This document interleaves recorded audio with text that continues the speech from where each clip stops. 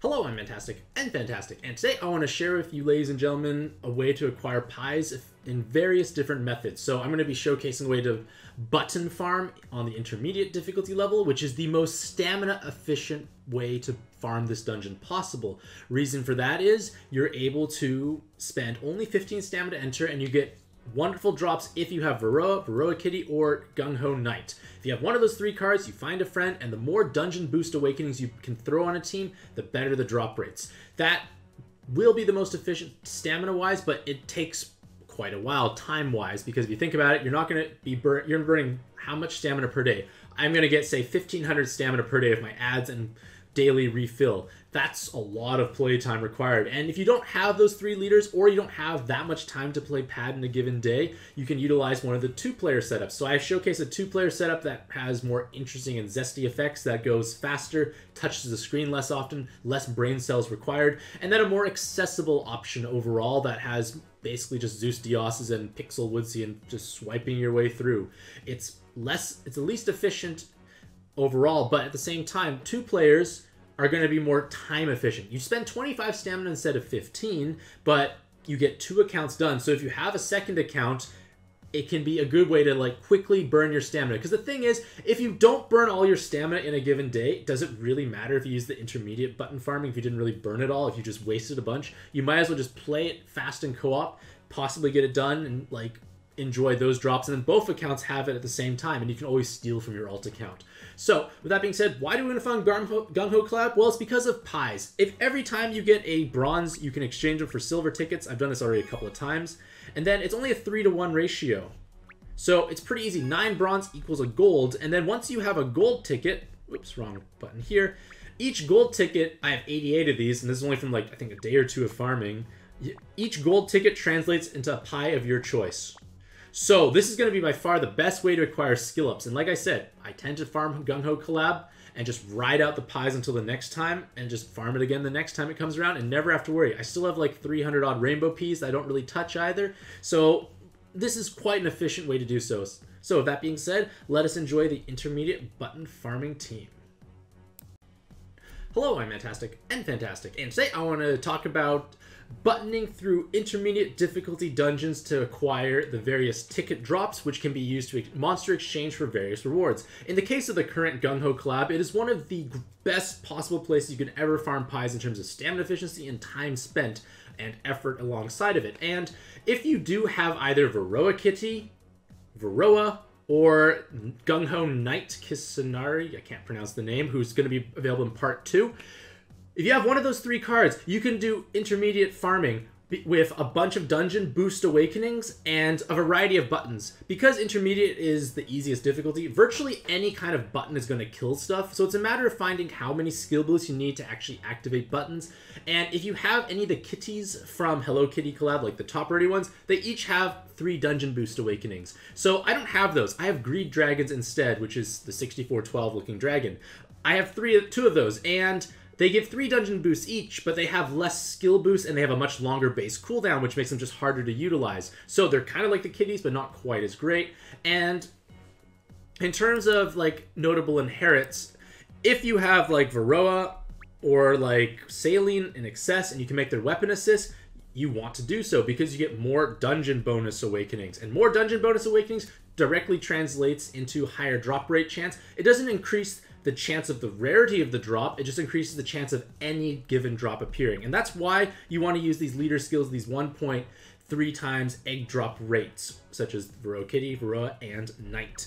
And in terms of other great buttons you can bring, Typhon is from the GungHo Pallet Machine, which is going on right now, so I highly recommend you at least should pull until you have at least 2, I feel. Like, they're great for what they do. It's a button with 2 turns haste. And if you don't have all those excess kitties and using Greed Dragons, the hastes make a tremendous difference because you now have the ability to actually charge up, because you don't want to match too much if possible. And then you have this individual here. I can't pronounce his name, but he's just another big button. You could have Ra in his various forms, like either his weapon assist for the necklace or his other more basic forms, which is inheriting without the awakenings. But there's a wide variety of buttons you can possibly bring. And then for my current team, I have a total of 16 dungeon boost awakenings. I could have more if I had more of the hats, or if I had more of the kitties or greed dragons, but I don't have that, so I'm using Hanzo, who has 5 skill boosts and a dungeon boost. 5 skill boosts with 1 dungeon boost. I think he's the only card who does it, so it just makes it a little easier.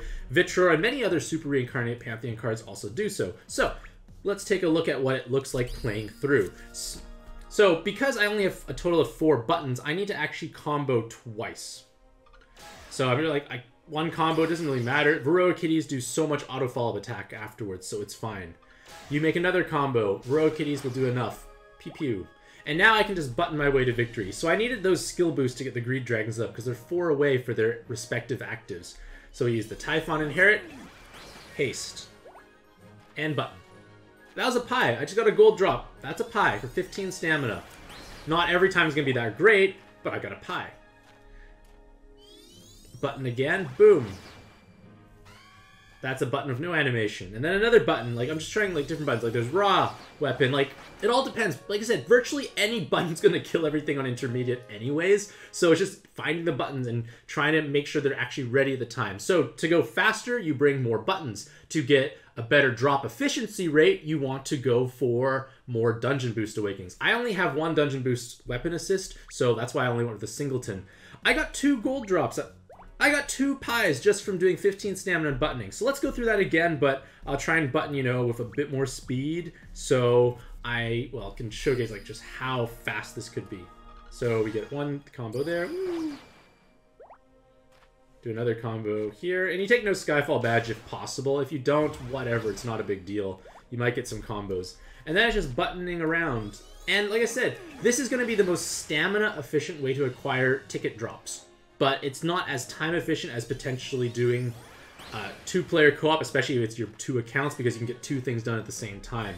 And at the same time, if you don't spend the entire day playing Pad, and you only have limited amount of time to play, it doesn't matter how stamina efficient this is. If you don't use all the stamina up, there's not much point to it. So let's take a look at like approximately how much time that took. Probably could maybe go maybe a second or 2 faster. I don't know if I was talking excessively, but it's useful just to have a reference point. So, like 36 seconds, I was talking, so 45 seconds, so that one obviously doesn't count as much. So 36 seconds. So let's say it takes 45 seconds to go from like clearing to like re-entering. I don't know. You can just guesstimate how long it would take you to burn your whole bar of stamina plus your multiple stamina refills and see if this is worthwhile. If you have the time to do so, this is the best way to do it. But if you're strapped for time, co-oping can be done. And co-op.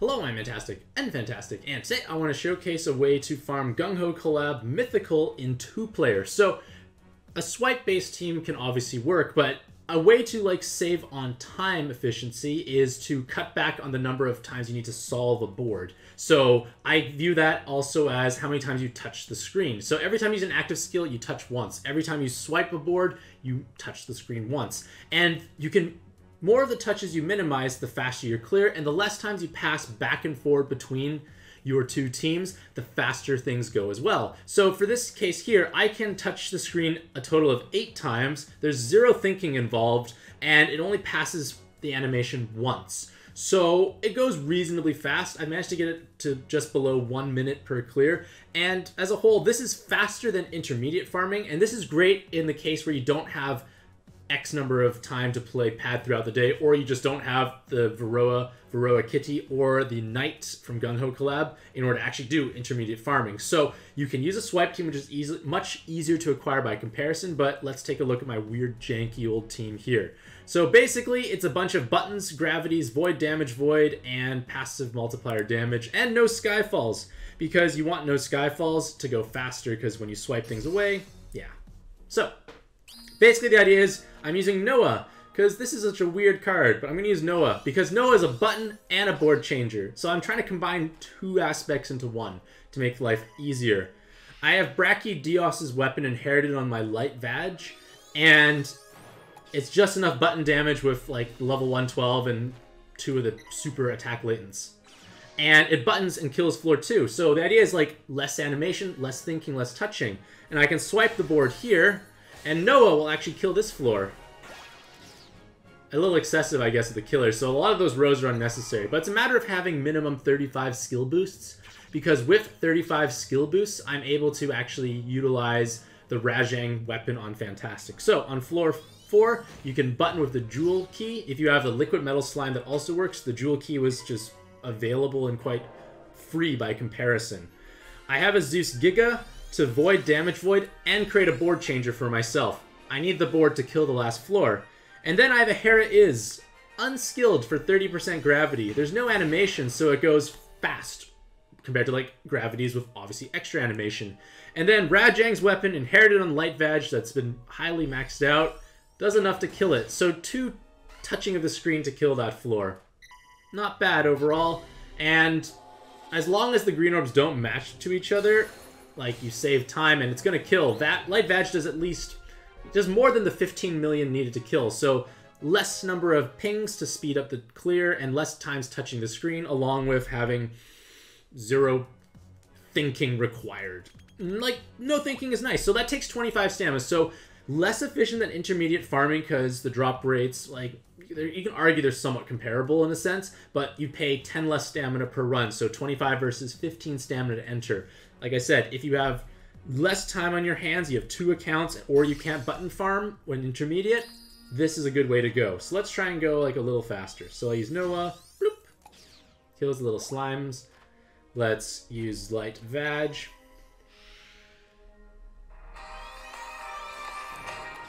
They're dead. Oh, I got a pie. So both counts got a pie.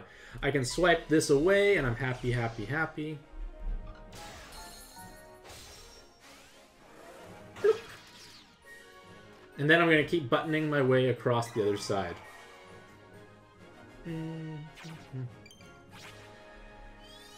Button, you're dead. I have a Zeus Giga lying around on Mantastic'c, so it's a pretty fantastic thing to do.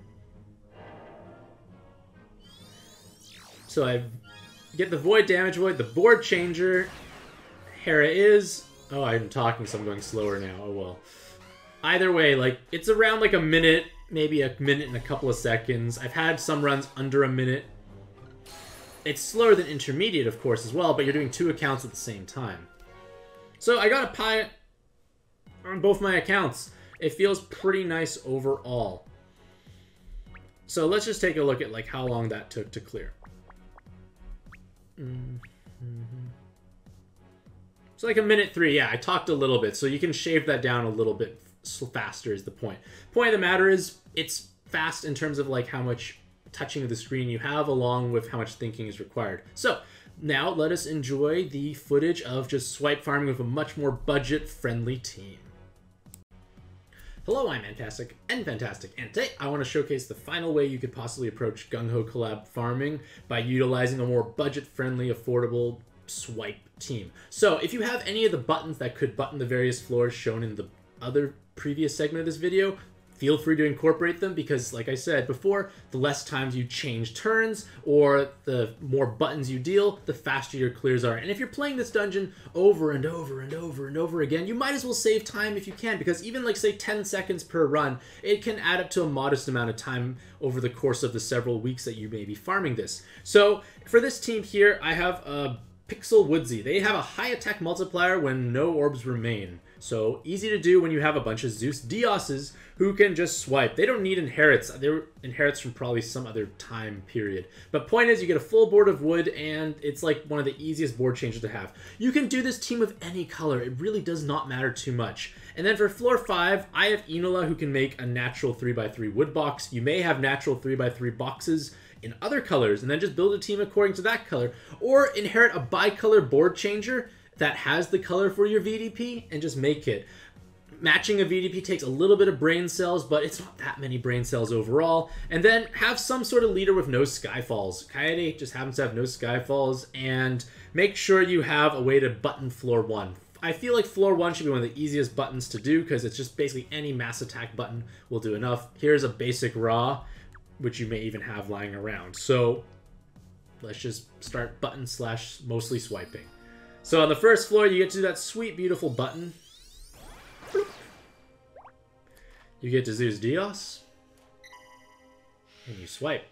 And yes, this is going to be much slower than pure buttoning, just because all this animation time of swapping back and forth between teams does take longer. So again, if you have any buttons available from the previous segment for any of the floors, feel free to do so. But at the same time, this team here mostly showcases a very accessible out like team comp. Like, I think Zeus Dioses are one of the bottom of the barrels in terms of getting, like, acquiring them and skilling them up as well. And it's definitely worth the investment, even like many years after this come out. Like, you still can do this.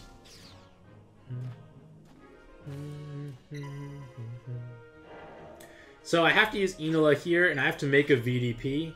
So all I need to do is move one Wood Orb, and it forms. Make sure your VDP card has enough killers, so you do enough damage to one-shot it in case your multipliers are lower. My Enola just happens to have a bunch of killers. Physical, attacker killer, and a bunch of devil killer lanes. Whatever killer is necessary, I have it for that spawn. Then you swipe and you're done. So it's definitely slower, but at the same time, much more accessible, I feel, overall. Like, it should be reasonably straightforward to put this together. It doesn't rely on having more lucrative or exciting cards. So let's just take a look at approximately how long that took.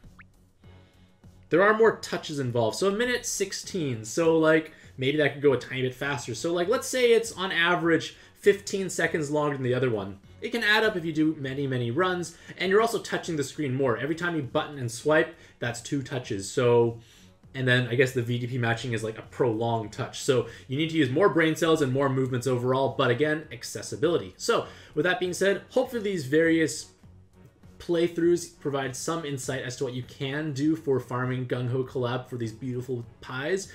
I plan to get as many as I can possibly get, and then never have to worry about pies, probably for a prolonged period of time, maybe until next GungHo Collab comes back, because it's just so brainless and efficient overall. So that being said, hopefully you'll have a truly fantastic day. I wish you all the best luck in your own pad adventures, and happy puzzling.